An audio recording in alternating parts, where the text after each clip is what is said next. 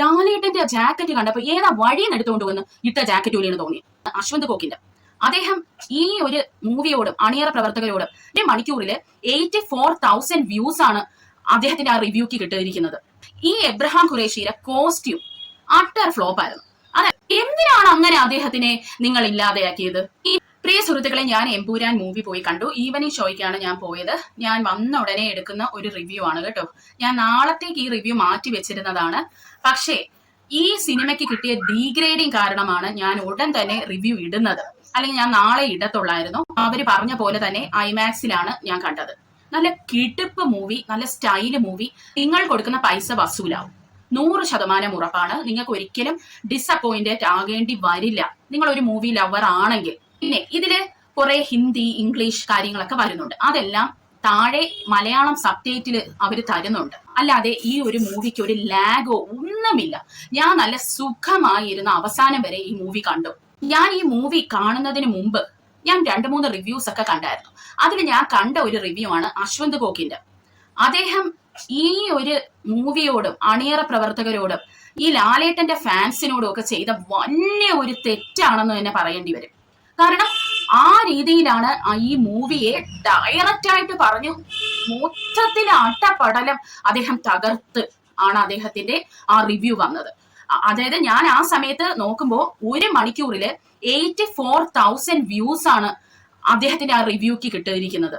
അപ്പോൾ അദ്ദേഹത്തിന് എന്തുമാത്രമാണ് അദ്ദേഹത്തിന്റെ പ്രേക്ഷകര് അല്ലെങ്കിൽ അദ്ദേഹത്തിന്റെ യൂട്യൂബിലുള്ള അദ്ദേഹത്തിന്റെ സബ്സ്ക്രൈബേഴ്സ് അദ്ദേഹത്തിനെ ട്രസ്റ്റ് ചെയ്യുന്നതെന്ന് നിങ്ങൾ ആലോചിക്കണം. അപ്പോൾ ആ ട്രസ്റ്റ് ചെയ്ത ആൾക്കാരെയും കൂടെയാണ് അദ്ദേഹം പറ്റിച്ചതെന്ന് വേണം പറയാൻ. കാരണം ഇതിന്റെ അടിയിൽ വന്നിരിക്കുന്ന കമന്റുകളെല്ലാം ഈ മൂവി അങ്ങ് ഫെയിൽ ആയതിൽ സന്തോഷിക്കുന്ന ആൾക്കാരുടെ കമന്റ്സ് ആണ് കാണാൻ കഴിഞ്ഞത്. എല്ലാം തന്നെ നെഗറ്റീവ് കമന്റ്സ് ആണ് അതിനടിയിൽ വന്നിരിക്കുന്നത്. കണ്ടപ്പോ തന്നെ വളരെ വിഷമം തോന്നി. എന്തുകൊണ്ടാണ് അദ്ദേഹം ഇങ്ങനെ ഒരു റിവ്യൂ തന്നതെന്ന് അറിയില്ല. ഇനി എനിക്ക് ഈ റിവ്യൂ കണ്ടിട്ട് തിയേറ്ററിൽ പോകുന്നവരുടെ അടുത്ത് പറയാനുള്ളത്, നിങ്ങളുടെ ടേസ്റ്റ് എങ്ങനെയാണ് മറ്റൊരാൾക്ക് പറഞ്ഞു തരാൻ കഴിയുന്നത്? നിങ്ങൾ പറയൂ. അതായത് ഞാൻ മുമ്പ് ഈ റിവ്യൂസ് ഒക്കെ കാണുമായിരുന്നു കുറച്ച് നാള് മുമ്പ്. അന്ന് ഞാൻ ചില ആൾക്കാരുടെയൊക്കെ റിവ്യൂസ് അവരെ ട്രസ്റ്റ് ചെയ്ത് ഞാൻ കണ്ടിട്ട് പിന്നെ ഞാൻ OTT-യിൽ ഈ മൂവി വന്നപ്പോ കണ്ടപ്പോ ഉണ്ടല്ലോ എനിക്ക് വിഷമം തോന്നി. കാരണം OTT-യിൽ വന്നപ്പോ മൂവി നല്ല അടിപൊളി മൂവി, പക്ഷെ നമ്മൾ കേട്ടിരിക്കുന്ന റിവ്യൂ നെഗറ്റീവാണ്. അന്ന് ഞാൻ നിർത്തിയതാണ് ഈ റിവ്യൂ കണ്ടിട്ട് മൂവിക്ക് പോകുന്നത്. ഞാൻ സ്ഥിരമായി എല്ലാ മൂവിയും കാണുന്ന ഒരാളല്ല. ഞാൻ വളരെ സെലക്റ്റീവായിട്ട് മൂവി കാണാൻ പോകുന്ന ഒരാളാണ്. അതുകൊണ്ട് തന്നെ അത്ര നല്ല മൂവീസ് എന്ന് എനിക്ക് തോന്നുന്നതാണ് ഞാൻ പോയി കാണുന്നത്. അതും ഞാൻ നല്ല ഇപ്പൊ ഐമാക്സിൽ കാണുമെന്ന് വെച്ചാൽ അങ്ങനെ തന്നെ കാണുന്ന ഒരാളാണ്. കാരണം എനിക്ക് അത്രയ്ക്ക് മൂവീസ് ഇഷ്ടവുമാണ്. അത് കാണുമ്പോൾ നല്ല രീതിയിൽ കാണണമെന്ന് നിർബന്ധമുള്ള ഒരാളുമാണ്. അതാണ് ഈ റിവ്യൂ ചെയ്യുന്ന ചില ആൾക്കാര് തകർക്കുന്നത്. ഞാൻ നിങ്ങളോട് ഒരു എക്സാമ്പിൾ ആയിട്ട് ചോദിക്കുവാണ്. അതായത് ഞാനൊരു മൂവി റിവ്യൂ ചെയ്യുന്ന ഒരു വ്യക്തിയാണെന്ന് നിങ്ങൾ വിചാരിച്ചോളൂ. ഞാൻ കുടുംബത്തിനൊന്നും ഒരു വിലയും കൊടുക്കാത്ത ഒരു വ്യക്തിയാണ് പേഴ്സണലി എന്ന് നിങ്ങൾ ചിന്തിക്കൂ. ഞാൻ പോയി ഒരു ഫാമിലി മൂവി കാണുന്നു. അപ്പൊ അതില് കരച്ചിലുണ്ട്, പല ഇമോഷണലി കണക്റ്റഡ് ആവുന്ന പല കാര്യങ്ങളുണ്ട്. ഒരു കുടുംബമായി കാണാൻ പറ്റിയ ഒരു മൂവിയാണ്. പക്ഷെ എനിക്കിത് ഞാൻ ഫാമിലിക്ക് വില കൊടുക്കാത്ത ഒരാളാണെന്നുള്ള സ്ഥിതിക്ക് ആ മൂവി കണ്ടാൽ എനിക്കൊരു കണക്ഷൻ അവിടെ വരില്ല. അപ്പൊ ഞാൻ വന്ന് എന്തോ പറയും, അയ്യേ ഇതെന്തോന്ന് കരച്ചിലും പിഴിച്ചിലും വാഹയ്ക്ക് കൊള്ളത്തില്ല എന്നേ ഞാൻ പറയത്തുള്ളൂ റിവ്യൂ. അപ്പൊ നിങ്ങളെ പോലുള്ള പലരും ഇത് വിശ്വസിച്ചിട്ട് ആ മൂവി കാണാതെ ഇരിക്കും. അതുകൊണ്ട് ദയവ് ചെയ്ത് ഈ റിവ്യൂവേഴ്സ് പറയുന്നത് കേട്ടിട്ട് നിങ്ങൾ മൂവി കാണാൻ പോകരുത്. കാരണം പലവർക്കും പല താല്പര്യങ്ങളാണ്, പല ഇഷ്ടങ്ങളാണ്. നിങ്ങളുടെ ഇഷ്ടങ്ങൾ ഒരിക്കലും ഒരു റിവ്യൂവറിന് നിങ്ങൾക്ക് പറഞ്ഞു തരാൻ പറ്റത്തില്ല. നമുക്ക് മൂവിയിലേക്ക് വരാം. എനിക്കിതില് ഒരു ഡിഫക്റ്റ് ആയിട്ട് തോന്നിയ ഒരു കാര്യമുണ്ട്. എന്നാന്ന് വെച്ചാൽ ഈ ലാലേട്ടന്റെ എബ്രഹാം ഖുറേഷി എന്ന് പറയുന്ന ഒരു ക്യാരക്ടർ ഉണ്ടല്ലോ, ആ ക്യാരക്ടറാണ് ഇതിൽ ത്രൂ ഔട്ട് ഉള്ളത് കൂടുതലും. അതായത് സ്റ്റീഫൻ നെടുമുള്ളിനെ വെച്ച് നോക്കുമ്പോൾ എബ്രഹാം ഖുറേഷിയാണ് കൂടുതലുള്ളത്. ഈ എബ്രഹാം ഖുറേഷിയുടെ കോസ്റ്റ്യൂം അട്ടർ ഫ്ലോപ്പ് ആയിരുന്നു. അതായത് ലാലേട്ടന്റെ ഇൻട്രോ സീൻ ഉണ്ട് എബ്രഹാം ഖുറേഷിയുടെ, അത് ഓക്കെയാണ്, നല്ല അടിപൊളിയാണ്, അതിലൊന്നും എനിക്ക് ഒരു തെറ്റും പറയാനില്ല. പക്ഷേ അദ്ദേഹത്തിന്റെ പിന്നെയുള്ള അദ്ദേഹത്തിന്റെ ഇപ്പോ ബാക്ക് ഷോട്ട് ഉണ്ടല്ലോ, ബാക്ക് ആംഗിൾ കാണിക്കുന്ന അദ്ദേഹത്തിന്റെ പിറക് വശം അദ്ദേഹം നടന്നൊക്കെ പോകുന്ന കാണിക്കുന്നത്, അതൊക്കെ ഒട്ടും തന്നെ, അതായത് ആ ഒരു ജാക്കറ്റ്, ഈ ലെതറിന്റെ ഒരു ജാക്കറ്റ് ആണ് കൊടുക്കുന്നത്. ഈ തണുപ്പ് സമയത്തൊക്കെ ഇടാൻ പറ്റുന്നതും അതുപോലെയൊക്കെയുള്ള പല ജാക്കറ്റ്സുകളാണ് അതിൽ കൊടുത്തിരിക്കുന്നത്. ആ ജാക്കറ്റുകൾ ഈ ബാക്ക് ഷോട്ടിലൊന്നും ഒട്ടും തന്നെ ലാലേട്ടന് ശരിയാവുന്നില്ല. ലാലേട്ടന്റെ ഭാഗം നല്ല അടിപൊളിയാക്കി എന്ന് വേണം പറയാൻ. അടിപൊളിയാക്കി, അതിലൊന്നും നമുക്ക് ഒരു തെറ്റും പറയാനില്ല. പക്ഷെ ഈ കോസ്റ്റ്യൂം ചെയ്ത ആളിനെ സത്യം പറഞ്ഞാ ഉണ്ടല്ലോ, എനിക്ക് നല്ല ദേഷ്യമാണ് പ്രിയ സുഹൃത്തുക്കളെ വന്നത്. കാരണം പിന്നെ ഓരോ സമയത്തും എബ്രഹാം ഖുറേഷിനെ കാണിക്കുമ്പോൾ നമുക്ക് ഒരേ ഡ്രസ് ഇട്ട പോലെ തോന്നും, മനസ്സിലായോ? അല്ലെങ്കിൽ ഒരു വക്കത്തില്ലാത്ത ഡ്രസ്സ്, വക്കത്തില്ലാത്ത ജാക്കറ്റ്സ്. എന്തിനാണ് അങ്ങനെ അദ്ദേഹത്തിനെ നിങ്ങൾ ഇല്ലാതെയാക്കിയത്? ഇനി ഏറ്റവും അവസാനവും ഇതുപോലെ ഒരു സ്റ്റണ്ട് സീനുണ്ട് പൃഥ്വിരാജും ലാലേട്ടനുമായിട്ടുള്ള. ഈ ത്രൂ ഔട്ട് സിനിമയിൽ ഒരാളുടെ കോസ്റ്റ്യൂം പോലും തെറ്റ് പറയാൻ നമുക്കില്ല. തെറ്റ് പറയാനുള്ളത് ഇതിന്റെ മെയിൻ ആളായ നമ്മുടെ ലാലേട്ടൻ്റെതാണ്. ഈ ലാസ്റ്റ് ഒരു ഫൈറ്റ് സീൻ ഉണ്ടെന്ന് ഞാൻ പറഞ്ഞല്ലോ. ആ സീനില് നമ്മുടെ പൃഥ്വിരാജിന് ഒന്നും പറയാനില്ല, നല്ല സ്റ്റൈലായിരുന്നു കേട്ടോ പുള്ളീനെ കാണാനായിട്ട് ആ ഫൈറ്റ് സീനില്. എന്നാൽ ലാലേട്ടന്റെ ജാക്കറ്റ് കണ്ടപ്പോ ഏതാ വഴിന്ന് എടുത്തുകൊണ്ട് വന്ന് ഇട്ട ജാക്കറ്റ് പോലെയാണ് തോന്നിയത്. സത്യമാണ് പ്രിയ സുഹൃത്തുക്കളെ, ഭയങ്കര വിഷമമാണ് എനിക്ക് വന്നത് അത് കണ്ടപ്പോ. നോക്കുമ്പോ പൃഥ്വിരാജ് 100% നല്ല അടിപൊളിയായിട്ട് നിൽക്കുന്നു. ഇപ്പുറത്ത് ലാലേട്ടൻ, അതാ ക്യാമറ ആംഗിൾ എടുത്ത ആള്. നമ്മള് ലാലേട്ടന്റെ എത്രയോ മൂവി കണ്ടിരിക്കുന്നു. ലാലേട്ടന്റെ അടുത്തുള്ളത് ഷോട്ട് കണ്ടിട്ടുണ്ട്, ഒത്തിരി ദൂരെ ഉള്ളത് കണ്ടിട്ടുണ്ട്. ഒന്നില് നമുക്ക് ലാലേട്ടന് ഒരു പൊക്കം കുറവെന്നോ അല്ലെങ്കിൽ അദ്ദേഹത്തിന് അങ്ങനെയൊന്നും നമുക്ക് തോന്നിയിട്ടില്ലല്ലോ. ഇതിൽ ലാലേട്ടന്റെ ഫ്രണ്ട് ഷോട്ട് എടുക്കുമ്പോഴും ഈ ക്യാമറ ആംഗിൾ എങ്ങനെയോ വെച്ചിട്ട് അത് മൊത്തത്തിൽ അങ്ങ് ഇല്ലാമയാക്കി. എന്ന് വെച്ചാൽ അദ്ദേഹത്തിന് പൊക്കമില്ലാത്ത പോലെ നമുക്ക് തോന്നും. അല്ലെങ്കിൽ അദ്ദേഹത്തിന്റെ മൊത്തത്തിൽ അദ്ദേഹത്തിനെ പിക്ചറൈസ് ആ ഒരു രൂപം വല്ലാതെ ആക്കി വെച്ച ആ ഒരു ജാക്കറ്റ് കാരണം. അതെന്തുവായിരുന്നു, അകത്ത് ഒരു ജുബ്ബ പോലെ എന്തോ ഇട്ടിട്ട് പിന്നെ ജാക്കറ്റ് എന്തോ ഇടുന്നതൊക്കെ ആയിരുന്നു അവസാനത്തെ ഈ ഫൈറ്റ് സീനിൽ വരുന്നത്. അത് മാത്രമല്ല, നിങ്ങൾ ആലോചിക്കണം, ഇപ്പൊ നമുക്കൊരു ഇങ്ങനെ തളർന്നു കിടക്കുന്ന ഒരു ഷോൾഡർ ആണോ ഉള്ളതെന്ന് വെച്ചാൽ ലാലേട്ടനൊക്കെ നല്ല ഷോൾഡർ ആണ്. അപ്പൊ ഈ ഷോൾഡർ വന്നിട്ട് കൈക്ക് ഒത്തിരി വണ്ണം കുറവ് ഒക്കെ ഉണ്ടെങ്കിൽ നമ്മൾ എന്താണ് ചെയ്യുന്നത്, കുറച്ച് ലൂസ് ആണല്ലേ ഈ ജാക്കറ്റ്സ് നമ്മൾ വെക്കുന്നത്. അല്ലെങ്കിൽ ഏത് ഡ്രസ്സാണെങ്കിൽ നമ്മൾ കുറച്ച് ലൂസ് വെക്കും. കാരണം ഈ ഒരു നടന് നല്ല ഒരു ഗംഭീര നടനാക്കി കാണണം. അതായത് ഇദ്ദേഹത്തെ ഒരു ഡോൺ, എബ്രഹാം ഖുറൈഷി എന്നൊക്കെ പറയുമ്പോൾ നമ്മുടെ മനസ്സിൽ ഒരു ഡോണിന്റെ അല്ലെ, ഡോണായിട്ടൊക്കെയാണ് നമ്മൾ ചിന്തിച്ച് വെക്കുന്നത്.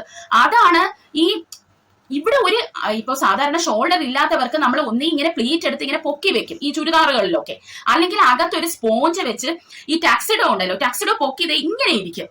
അപ്പൊ ഈ കൈക്ക് എത്ര വണ്ണമില്ലെങ്കിലും ഇതിങ്ങനെ പൊങ്ങിയിരിക്കുന്നത് കൊണ്ട് കൈയിരാ വൃത്തികേട് നമ്മൾ അറിയില്ല. ഇതുണ്ടല്ലോ, ഇവിടെ ഒരു സുനാപ്പി ഇല്ലേം താനും എന്തോ ഒരു ബെൽറ്റ് പോലെ ഇങ്ങനെ വെച്ചിട്ടുണ്ട്, അത് നേരെ ചൊവ്വേ തച്ചിട്ടുമില്ല. എന്നിട്ട് ഈ കൈയിന്റെ ഇവിടെ കൊണ്ടുവന്ന് ഇറുക്കി പിടിച്ചു വെച്ചിരിക്കുന്നു. അപ്പോ ഇവിടെ ഒരുമാതിരി ഒഴുകിയ ഷോൾഡർ, അതിന്റെ കൂടെ ലാലേട്ടന്റെ കൈയെല്ലാം കൂടെ പിടിച്ചു വെച്ച് തച്ചു വെച്ചിരിക്കുന്നു. ഇത് ഏവരാണ് കോസ്റ്റ്യൂം ചെയ്തതെന്ന് എനിക്കറിയില്ല. ഞാനത് നോക്കാനും പോയില്ല, കാരണം ഞാൻ ഈ മൂവി റിവ്യൂ ചെയ്യുന്ന ഒരാളല്ലേ. ഞാൻ അതിന്റെ ടെക്നിക്കലും അതും ഇതും മറ്റതും ഒന്നും നോക്കി പറയാനൊന്നും എനിക്കറിയില്ല. പക്ഷെ ഇത് മൊത്തത്തില് ഈ ഒരു കോസ്റ്റ്യൂം ഡിസപ്പോയിന്റിങ് ആയിരുന്നു. അത് മാത്രമല്ല, ലാലേട്ടനെ പൊക്കം കുറച്ച് കാണിക്കുക, അല്ലെങ്കിൽ അദ്ദേഹത്തിന്റെ ലുക്ക് തന്നെ കളയുന്ന രീതിയിലുള്ള ക്യാമറ ആംഗിൾസ്. ഇപ്പൊ പൃഥ്വിരാജിന്റെ കൂടെയൊക്കെ നിൽക്കുമ്പോൾ അദ്ദേഹത്തിന് നല്ല ഹൈറ്റ് ആണ് അല്ലെ, ലാലേട്ടനെ എന്നിട്ട് കൊണ്ട് കൂടെ നിർത്തിയ അതിനനുസരിച്ചുള്ള ഷോട്ട്സ് വേണ്ട എടുക്കാൻ. അപ്പോ പൃഥ്വിരാജ് ലാസ്റ്റ് ഷോട്ടിൽ നല്ല അടിപൊളിയായിട്ട് നിൽക്കുന്നു. പൃഥ്വിരാജിനെ ഹൈലൈറ്റ് ചെയ്ത് കാണിക്കാനാണോ എന്നറിയില്ല, ലാലേട്ടൻ എവിടെ വഴി കിടന്ന ഒരു ജാക്കറ്റ് കൊണ്ട് കൊടുത്ത കണക്കാണ് എനിക്ക് ഫീൽ ചെയ്തത്. അതിന്റെ ഞാൻ ഈ അടുത്തോട്ടുള്ള ഷോട്ടിൽ ഈ ലാലേട്ടന്റെ ജാക്കറ്റ് ഒക്കെ ഞാൻ ശ്രദ്ധിച്ചെന്ന്. അപ്പോ അത് കാണുമ്പോ തന്നെ ഇത് എന്താ ഞാൻ ശ്രദ്ധിക്കുന്നുണ്ട്. ഈ ജാക്കറ്റ് അടുത്തൊക്കെ കാണിക്കുമ്പോ അത് നമുക്കൊരു ഇത്രയും വലിയ ബഡ്ജറ്റില് വലിയ ഒരു കഥാപാത്രമാണ് ലാലേട്ടനെ അതിൽ കൊടുത്തിരിക്കുന്നത്. അതിന് ഇങ്ങനെ ഒരു കോസ്റ്റ്യൂം എന്തുകൊണ്ട് അവർ ഡിസൈൻ ചെയ്തെന്ന് എനിക്കറിയില്ല. എനിക്കത് തോന്നിപ്പോയി. മറ്റുള്ളവരുടെ എല്ലാവരുടെയും കോസ്റ്റ്യൂം അടിപൊളി, ഇദ്ദേഹത്തിൻ്റെത് മാത്രം എന്താ ഇവർ ഇങ്ങനെ ആക്കി കളഞ്ഞെന്ന് മനഃപൂർവ്വം ചെയ്ത പോലെയൊക്കെ അങ്ങ് ഫീൽ ചെയ്തു. സത്യമാണ് പ്രിയ സുഹൃത്തുക്കളെ, ഭയങ്കര വിഷമമാണ് തോന്നിയത്. പിന്നെ എടുത്ത് പറയാനാണെങ്കിൽ അദ്ദേഹത്തിന്റെ ചില സ്റ്റില്ല് പോലുള്ള ചില ഷോട്ട്സ് കാണിക്കുന്നുണ്ട്. അതായത് ഞാൻ ഇങ്ങനെ ഇരിക്കുന്നില്ല, അതുപോലെ ഒരു സ്റ്റിൽസ് ഇടയ്ക്ക് കാണിക്കും. അതിലും അദ്ദേഹത്തിനെ ഉണ്ടല്ലോ ഇങ്ങനെ കാണിച്ചിരിക്കുക.